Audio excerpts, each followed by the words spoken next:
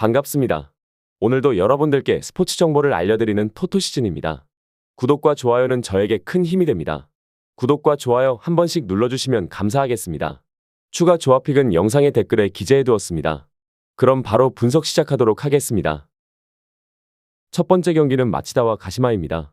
마치다는 이번 경기에서 3-4-3 포메이션을 가동하며 안정적인 수비를 우선시하고 역습 상황에서의 빠른 전환을 노릴 것으로 보입니다.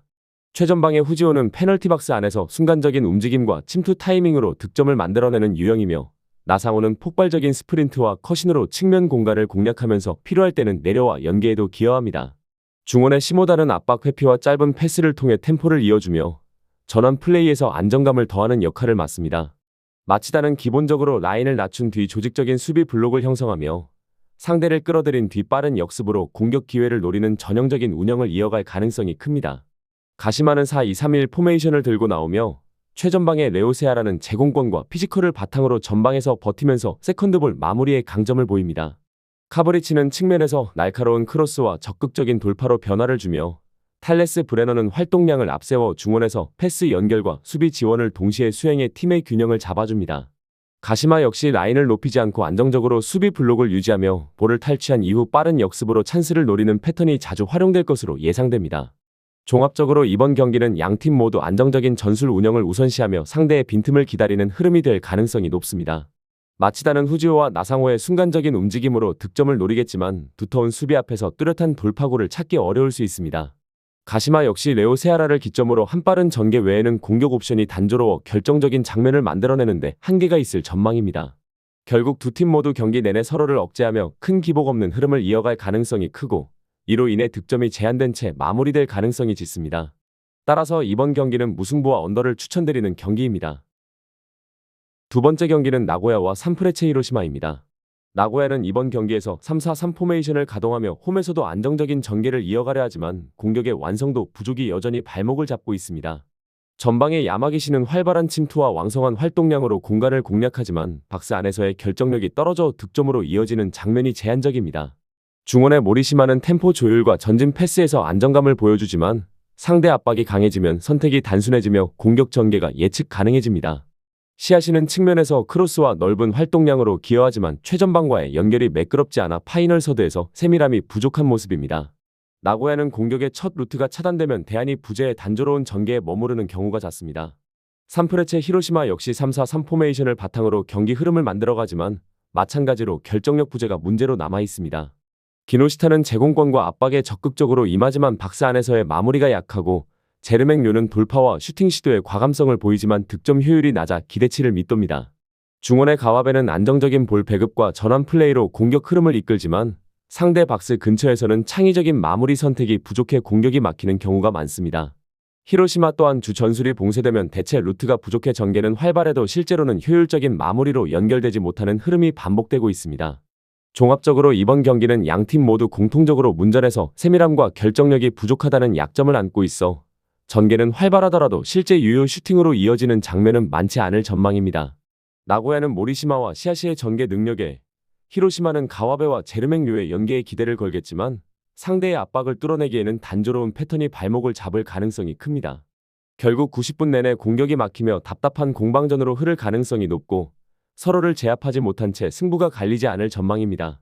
따라서 이번 경기는 무승부와 언더를 추천드리는 경기입니다. 세 번째 경기는 FC 도쿄와 우라와 레드입니다. FC 도쿄는 이번 경기에서 3-4-3 포메이션을 들고 나오며 홈에서의 주도권을 노리겠지만 수비 구조의 취약함이 다시 한번 드러날 가능성이 있습니다.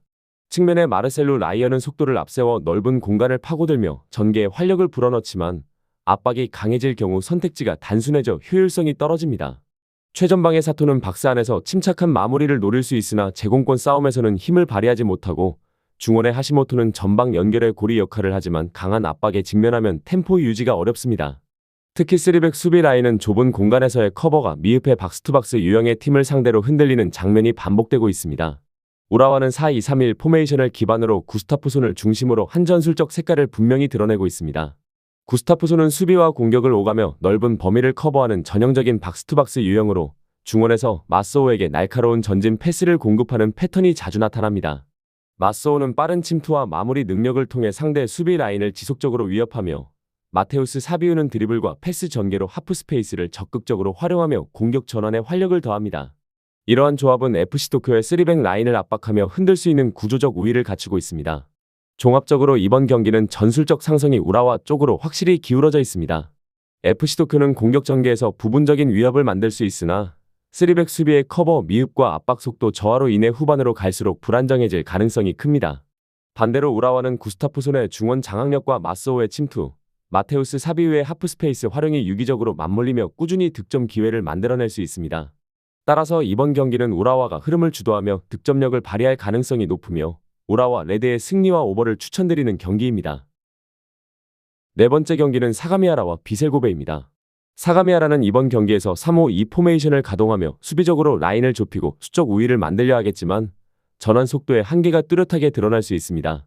전방의 후진후마는 직선적인 침투와 타이밍 있는 마무리로 박스 안에서 존재감을 보여주지만 팀 전체가 빠르게 지원하지 못하면 고립될 가능성이 있습니다.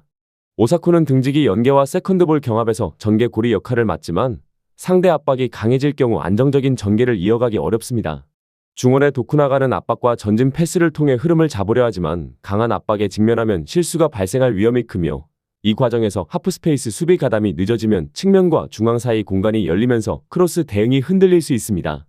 비셀고베는 4-3-3 포메이션을 바탕으로 전방 압박과 빠른 전개, 좌우 전환을 통해 공격 템포를 끌어올리는 운영을 펼칠 전망입니다. 미야시로는 뒷공간 침투와 마무리에서 한 템포 빠른 선택을 가져가며 압박 회피 후 직접 득점을 노리는 유형입니다. 무토는 왕성한 활동량과 하프스페이스 침투로 이선 연결고리 역할을 하며 세컨드볼 회수에서도 강한 장점을 보입니다. 중원의 이데구치는 템포 조율과 전진 패스를 병행하며 3선과 2선 간격을 빠르게 좁히면서 공격 전환의 핵심 축을 맡습니다. 특히 측면 오버랩과 리턴 패스가 결합될 경우 박스 안진입 속도가 급격히 빨라져 상대 수비를 흔드는 장면이 자주 만들어질 수 있습니다. 종합적으로 이번 경기는 전력과 전술 완성도에서 비셀고베가 뚜렷한 우위를 가진 매치업입니다.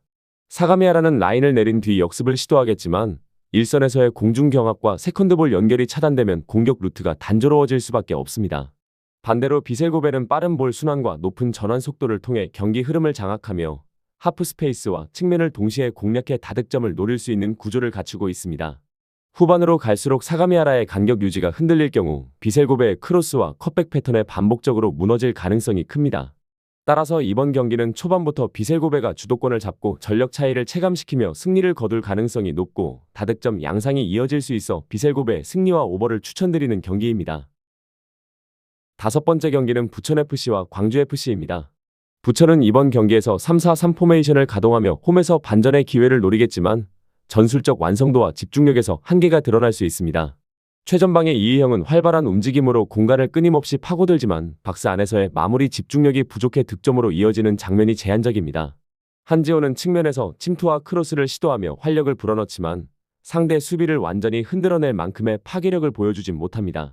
중원의 카즈는 볼 배급과 압박 저항에서 안정감을 주지만 순간적으로 경기 템포를 끌어올리는 폭발적인 전개 능력은 제한적입니다.